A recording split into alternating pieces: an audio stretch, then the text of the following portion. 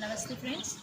आज shoulder pain के बारे में बात करेंगे। जिनको जो शोल्डर में बहुत दर्द होता है या फिर जो ट्रेपीजियस मसल होती है जो शोल्डर के बीच में, वो भी जो ट्रायंगुलर मसल होती है दोनों आपके शोल्डर लेग्स के बीच में, उनमें जो पेन होता है उसके या फिर कई बार लगता है बहुत अकड़ा हुआ है, उसके लिए कुछ नॉर्मल आपको स्ट्रेचेस और आसन मैं बताऊँगी। चलिए, तो दोनों हाथों को आप अपने शोल्डर पे रखें, एल्बोज को पास में लाइए और रोटेशन कीजिए। इस तरह से सांस भरिए। जब आपका चेस्ट ओपन होता है पूरा आप शोल्डर ब्लेड्स को पीछे टच करने की कोशिश करिए और घुमाएं।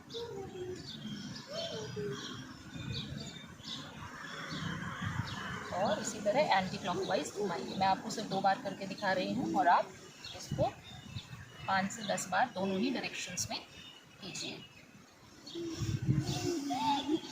ठीक है, फिर आप अपने एक हाथ से दूसरे हाथ को पकड़िए और इस हाथ को खींचिए। ये जो है जिन लोगों को शोल्डर पेन होता है, आई मीन शोल्डर जो मूवमेंट में इश्यूज आते हैं, it can result to cold shoulder also.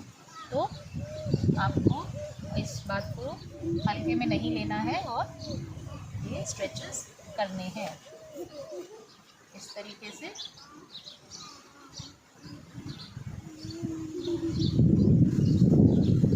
आप कीजिए। ठीक है, तो 2 हो गए।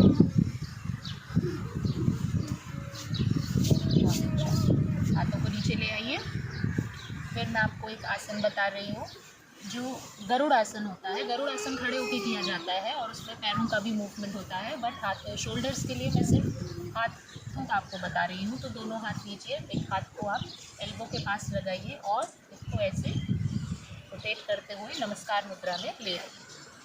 और इसको अब आगे क्या करेंगे, हम इसको सांस भरते हुए धीरे से हाथों को ऊपर ले जाएंगे। जिनका संपूर्ण नमस्ते नहीं हो पाएगा कोई बात नहीं, जितना हो सकता है उतना कीजिए और सांस छोड़ते हुए आप इसको नीचे लाएंगे।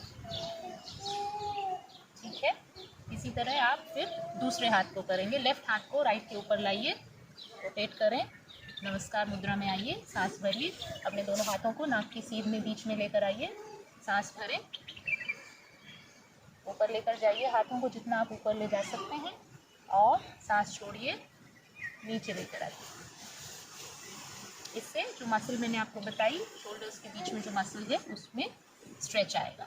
फिर आप गौमुख आसन कर सकते हैं। गौमुख आसन में पैरों का मूवमेंट बैठ के ही होता है, तो मैं आपको दिखा दे रही हूँ। राइट को लीजिए, अपने पेरिनियम के पास लाइए, लेफ्ट को उसके ऊपर लेकर जाइए, जो पैर ऊपर है उससे ऑपोजिट हाथ आप ऊपर ले जाएंगे। ठीक है, और दूसरा हाथ आप नीचे लेके और दोनों हाथों को आपस में पकड़ लेंगे। मैं आपको पीछे से दिखा देती हूँ।